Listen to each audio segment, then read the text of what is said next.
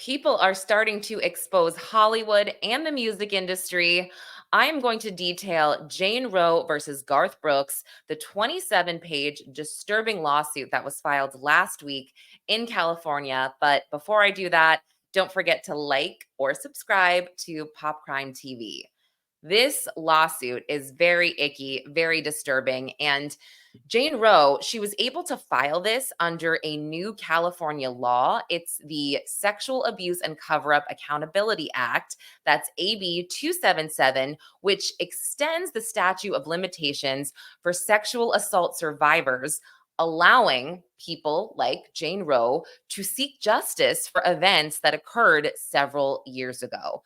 So, what she details in this lawsuit, she outlines years of disturbing sexual misconduct, alleging that Garth Brooks preyed on her financial struggles in order to manipulate her and assault her. And particularly, there was one occasion in a hotel room where he allegedly forcefully raped her. And I will get into that. But she claims he was very aware of the fact that she was struggling financially.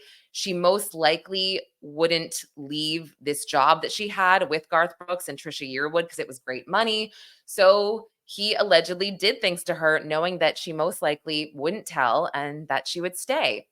So this occasion where he assaults her, I will read to you just a section of that that's particularly disturbing, but something else that's kind of fascinating about the entire situation, and I'm not trying to be insensitive in saying fascinating, but what I mean by that is Garth Brooks allegedly manipulated the legal system here and filed a preemptive complaint against Jane Roe in Mississippi before she was going to file this lawsuit.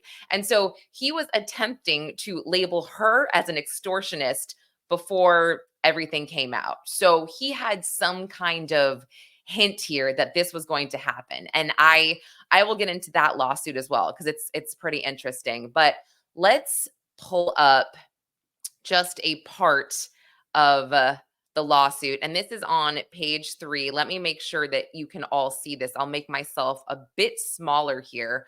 I want to just read this to you because it is particularly disturbing. Quote, and just trigger warning. Brooks's grape of Miss Roe was painful and traumatic. Having no regard for her well-being and intent on his own sexual gratification at the expense of Miss Roe's physical, mental, and emotional trauma. And at some point during the nightmare, Brooks even held her small body upside down by her feet and penetrated her. She was helpless to move from his grip and terrified at what was happening to her. While he held her upside down, dangling by her ankles, all the blood rushed to her head, causing her to be dizzy and sick. While Brooks forcefully penetrated her, he said perverted things to Miss Roe about his sexual prowess. That part I thought was very, very upsetting. I'm sorry I made you hear it because I had to hear it. And that's not all. She gets into a lot more sordid details about text messages between them, and one instance in particular in 2020 where he got very upset with her because he was talking about something, and apparently this was in front of Trisha Yearwood as well, and a business partner that he had, as well as Jane Roe. He was talking about wanting to make some sort of business where shampoo bottles double as dildos. And she's like, I don't really want to be a part of this conversation. Also, knowing the way he has been with her, what he had done to her in the past.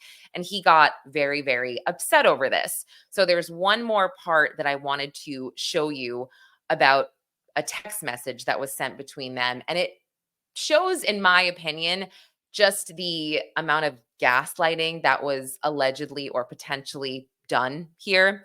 So let me add this. And I wrote down the page. It was page 18 of the lawsuit. And this is what she said to him. She said, okay.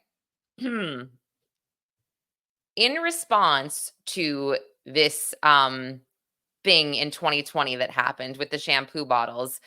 He said this to her, quote, and they say that he will not be able to explain why he said this. Quote, I work with the best and I don't want to do something stupid that breaks up this team. So I will do whatever I need to do or whatever I don't need to do. But I just want to keep working with you. But if you feel weird working with me, it's fine. We don't have to work together. End quote. And then she said this to him, quote, I've never found myself in a situation that is, I just don't know that I'm going to be able to look up from. And frankly, I'm a little frightened of you. I really am. End quote. And this is what he says back, which really bothers me. He says, quote, sweet baby, I'm so sorry. I can't imagine. That makes me frightened of you. Uh, yeah, that's a little weird and a little gaslighty. Okay, now he's frightened of her. Why is he frightened of her? What does he think is going to happen? Does he have a guilty conscience? I mean, this lawsuit, like I said, it just details so many back and forth text messages that appear to be Garth Brooks trying to mitigate his behavior, but you can really tell that there was some bad behavior there. So, going back to his lawsuit that he filed before hers, really interesting. This lawsuit was filed in Mississippi, and it was reported before that it was allegedly linked to this lawsuit in California because the lawsuit in Mississippi was filed under a John Doe, not Garth Brooks. So there's no lawsuit explicitly filed by Garth Brooks in Mississippi, but this lawsuit details, quote unquote, that it is from a case involving a well known celebrity residing in Tennessee denying sexual abuse claims and accusing this person of extortion. So, yeah, you could probably put two and two together. But I also wanted to read to you Garth Brooks's statement about the entire lawsuit and situation, which is interesting. I don't see an official denial, if you will, but it happens.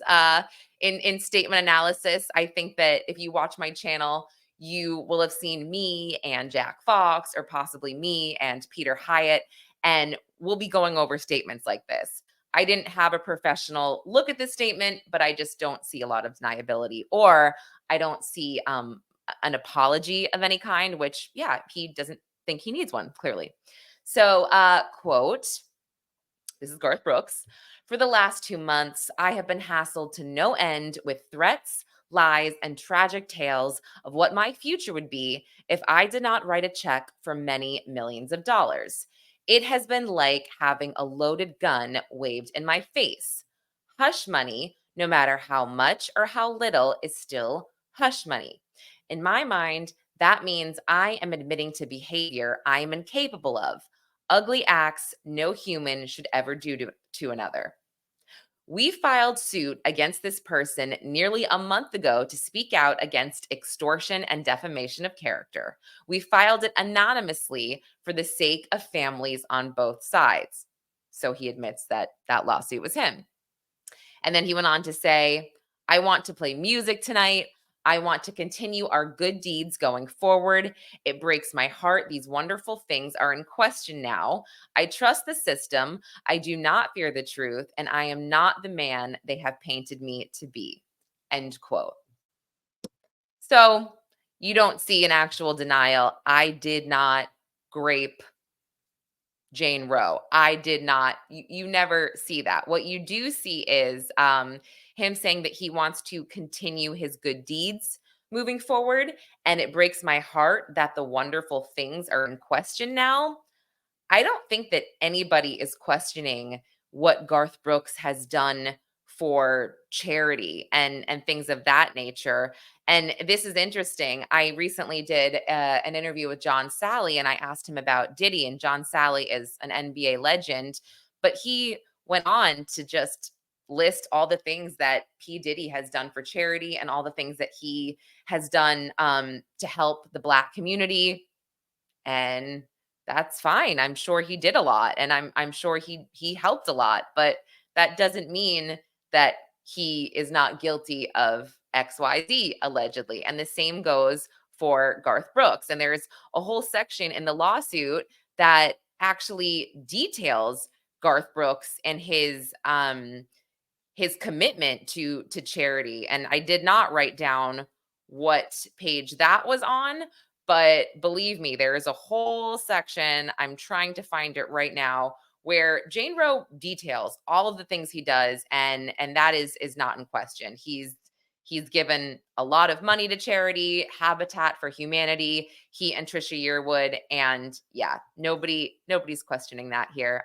They just want him to be held accountable. So I guess we'll wait and see how this unfolds. But man, I guess I just didn't see this coming. Garth Brooks. And I kind of wish I did not read some of the things that he texted her. I'm not going to go into all of that, but it's just like these guys, the way they talk in the bedroom.